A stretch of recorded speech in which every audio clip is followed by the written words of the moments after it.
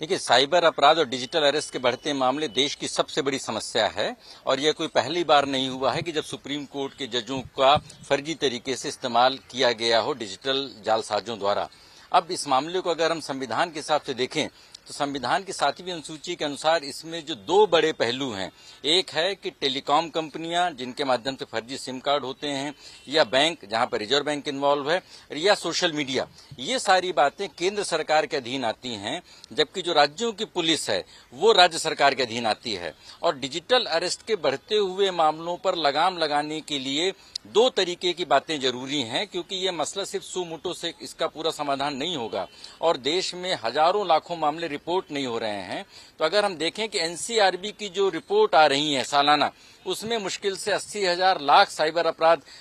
सिर्फ वहां पर डिक्लेयर किए जा रहे हैं, जबकि असली में साइबर अपराध करोड़ों साइबर अपराध रोज हो रहे हैं जिनकी रिपोर्टिंग नहीं हो रही है। तो देश में डिजिटल अरेस्ट और साइबर अपराधों के बढ़ते मर्ज को ठीक करने के लिए सुप्रीम कोर्ट के सुमोटो आदेश के अनुसार राज्य सरकारों को, केंद्र सरकारों को सख्त कदम उठाना पड़ेगा। और उसमें जो वर्तमान कानून है, आईटी इंटरमीडिएट रूल्स हैं, आईटी एक्ट हैं, टेलीकॉम कानून के तहत जो टेलीकॉम कंपनियों की जवाबदेही है, उस जवाबदेही को जब फिक्स किया जाएगा उसके बाद ही इन अपराधों में किसी तरीके की लगाम लगेगी। और सबसे बड़ी बात यह है कि डिजिटल जो अरेस्ट है उसमें पूरा जो एक जालसाजी हो रही है, जो पूरी ठगी हो रही है, पैसे की ठगी हो रही है।